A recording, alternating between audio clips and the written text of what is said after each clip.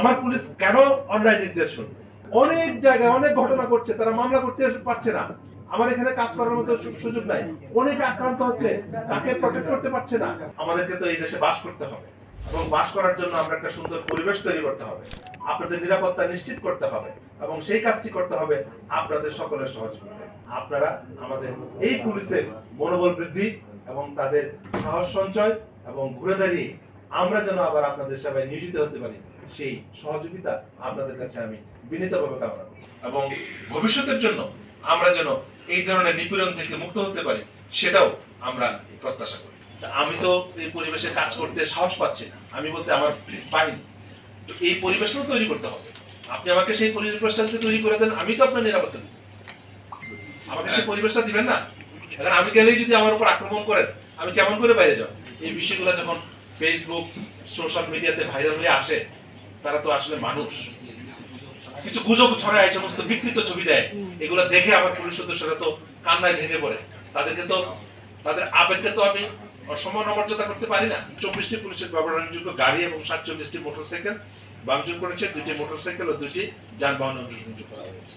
এই যে বৈষম্য বিরোধী ছাত্রদের যে আন্দোলন, সংস্কারের দাবিতে আমরা ওই সংস্কার চাই। আমরা নিজেদের মধ্যেও সেই সংস্কার চাই।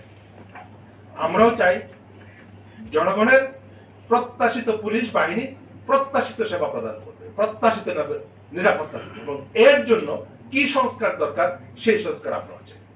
এটা তো একক বিষয় না। এটা করে দিলে আমার পুলিশ কেন অন্যায় করবে, কেন অন্যায় নির্দেশ শুনবে, কেন নিপীড়িত হবে, আমরা সেটা চাই না। এই দাবিগুলোই করেছে, নিজেদের আরামায়েশ, নিজেদের সুযোগ সুবিধা বৃদ্ধি না, আমার অধিকারগুলো কেন নিশ্চিত করা হয়, আমার কর্মক্ষেত্রের জন্য সুন্দর করা হয়, আমাকে যেন আমার কাজটা আমাকে করতে দিবেন এবং আইনগতভাবে দেশের প্রচলিত আইনে আমি যা করতে বাধ্য সেই কাজটা আমাকে করতে দিবেন, এর বাইরে কোনো দায়িত্ব আমাকে দিবেন। আমাদেরকে একটু সহযোগিতা করেন যেন আমরা আমাদের কর্ম পরিবেশটাকে, অনেক জায়গায় অনেক ঘটনা ঘটছে, তারা মামলা করতে পারছে না, আমার এখানে কাজ করার মতো সুযোগ নাই, অনেকে আক্রান্ত হচ্ছে, তাকে প্রটেক্ট করতে পারছে না, বাড়ি ঘরে ডাকাতি হচ্ছে।